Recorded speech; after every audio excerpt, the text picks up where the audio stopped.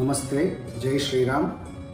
ದಿನಾಂಕ 17/7/2026 ಮೊದಲನೇ ಆಷಾಢ ಶುಕ್ರವಾರ, ಮಹಾನಕ್ಷತ್ರ ಬಂದಿದೆ. ಆವತ್ತಿನ ದಿನ ನಿಮ್ಮ ಮನೆ ಹತ್ರ ಇರುವಂಥ ಯಾವುದಾದ್ರೂ ಹೆಣ್ಣು ದೇವರ ದೇವಸ್ಥಾನದಲ್ಲಿ ಹೋಗಿ ಒಂದು ಕುಂಕುಮದಲ್ಲಿ ಅರ್ಚನೆಯನ್ನು ಮಾಡಿಸಿ ದೇವರಿಗೆ ಪರಿಮಳ ಬರುವಂಥ ಹೂಗಳನ್ನು ಅರ್ಪಣೆಯನ್ನು ಮಾಡಿ.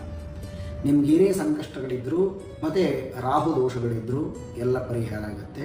ಜೊತೆಗೆ ಈಗ ಬರುವಂಥ ಆಷಾಢ ಶುಕ್ರವಾರದಲ್ಲಿ ಪ್ರತಿಯೊಬ್ಬರೂ ಅಷ್ಟೇ ಯಾವುದೇ ಕಾರಣಕ್ಕೂ ಅಮ್ಮನವ್ರನ್ನ ಆರಾಧನೆ ಮಾಡದೆ ಬಿಡಕ್ಕೆ ಹೋಗಬೇಡಿ. ಏಕೆಂತಂದರೆ ನಿಮಗೇನೇ ಸ್ತ್ರೀ ಶಾಪಗಳಿದ್ದರೂ, ಕುಟುಂಬದಲ್ಲಿ ಯಾವುದೇ ರೀತಿ ಹೆಣ್ಮಕ್ಳುಗಳಿಗೆ ಗರ್ಭಕ್ಕೆ ಸಂಬಂಧಪಟ್ಟ ತೊಂದರೆಗಳಿದ್ದರೂ ಅವೆಲ್ಲ ನಿವಾರಣೆ ಮಾಡ್ಕೊಳ್ಳೋಂತಹ ಒಳ್ಳೆಯ ಶುಭ ತಿಂಗಳು.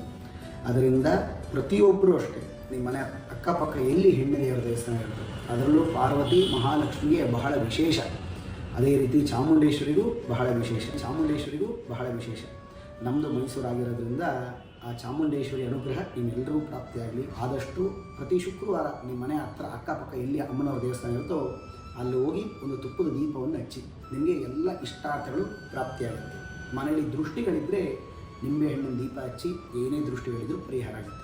ಮಕ್ಕಳುಗಳಿಗೆ ಬೇಗ ವಿವಾಹ ಯೋಗಗಳು ಪ್ರಾಪ್ತಿಯಾಗಬೇಕು ಅಂತಂದರೆ ತಂಬಿಟ್ಟಿಂದ ದೀಪ ಹಚ್ಚಿ ಒಳ್ಳೆ ಶೀಘ್ರದಲ್ಲಿ ವಿವಾಹ ಭಾಗ್ಯ ಪ್ರಾಪ್ತಿಯಾಗುತ್ತೆ. ದಯಮಾಡಿ ಈ ಮೊದಲನೇ ಆಷಾಢ ಶುಕ್ರವಾರನ ಯಾರು ಮಿಸ್ ಮಾಡ್ಕೋಬೇಡಿ. ಎಲ್ಲರೂ ದೇವಸ್ಥಾನಕ್ಕೆ ಹೋಗಿ ನಾನು ಹೇಳಿರೋ ರೀತಿ ಮಾಡಿ ಎಲ್ಲರಿಗೂ ಒಳ್ಳೆ ಫಲಪ್ರಾಪ್ತಿಯಾಗುತ್ತೆ. ಶುಭವಾಗಲಿ.